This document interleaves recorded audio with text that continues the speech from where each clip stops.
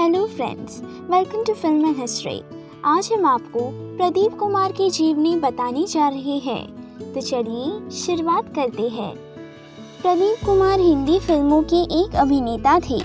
Hindi cinema में उनको ऐसे अभिनेता के तौर पर याद किया जाता है जिन्होंने 1950 और 60 के दशक में अपने ऐतिहासिक किरदारों के जरिए दर्शकों का भरपूर मनोरंजन किया। उस जमाने में फिल्मकारों को अपनी फिल्मों के लिए जब भी किसी राजा, महाराजा, राजकुमार अथवा नवाब की भूमिका की जरूरत होती थी तो वह प्रदीप कुमार को याद किया जाता था।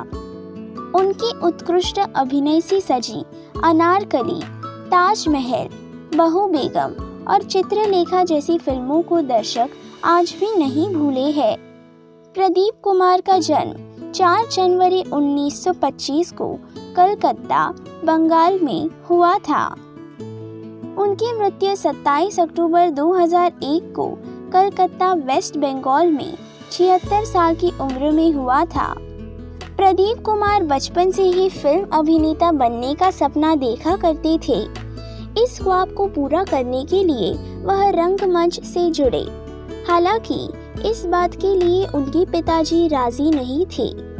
वर्ष 1944 में उनकी मुलाकात निर्देशक देवकी बोस से हुई, जो एक नाटक में प्रदीप कुमार के अभिनय को देखकर काफी प्रभावित हुए। उन्हें प्रदीप कुमार से एक उभरता हुआ सितारा दिखाई दिया और उन्होंने अपनी बंगाली फिल्म अलकनंदा में उन्हें काम करने का मौका दे दिया।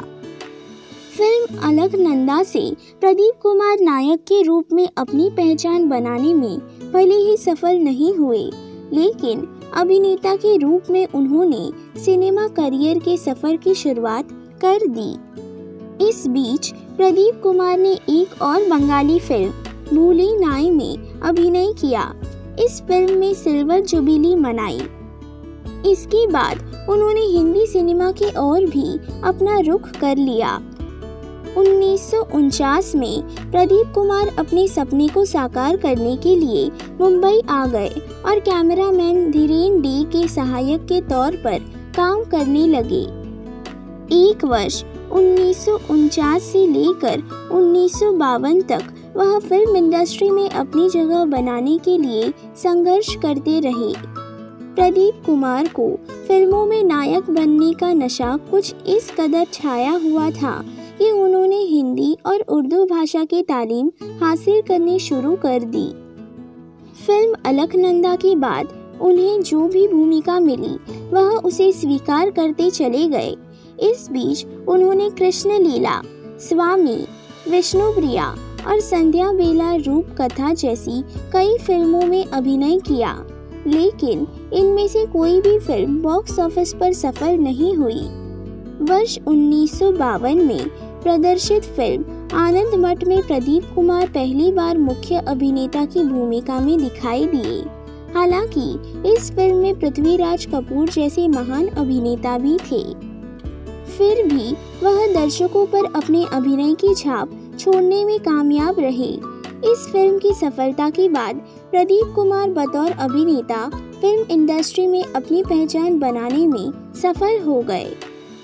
उनकी कुछ फिल्में 1989 आखिरी बाजी, 1988 रुखसत, 1988 वारिस, 1986 मेरा धर्म, 1985 ऊंचे लोग, 1985 एक डाकू शहर में, 1985 महाशक्तिमान, 1984 लैला, 1984 पुराना मंदिर, 1983 राजिया सुल्तान, 1983 लाल चुनरिया, 1982 चलती का नाम जिंदगी, 1981 क्रांति, 1980 चंबल की कसम, 1980 आखिरी इंसाफ, 1978 तुम्हारी कसम, 1978 परमात्मा, 1978 खट्टा मीठा,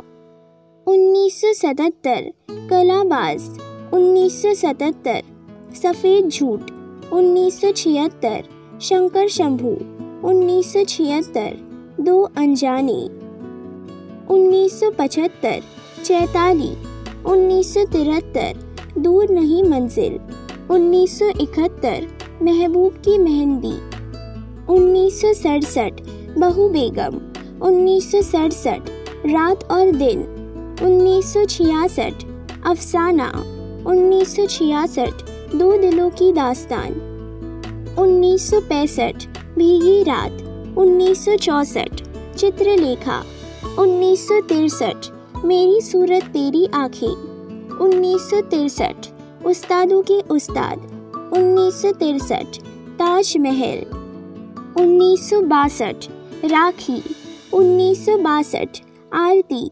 1961 संजोग, 1961 पासपोर्ट, 1960 महलों के ख्वाब, 1960 घूंघट, 1959 प्यार की राहें, 1958 पुलिस, 1957 झलक, 1957 फैशन, 1957 गेटवे ऑफ इंडिया, 1957 नया जमाना, 1957 यहूदी की लड़की, 1956 जागते रहो, 1956 श्री फरहाद, 1956 राजहट, 1956 एक शोला, 1955 अलबेला, 1954 नागिन निर्देशक के रूप में वर्ष 1966 में दो दिलों की दास्तान।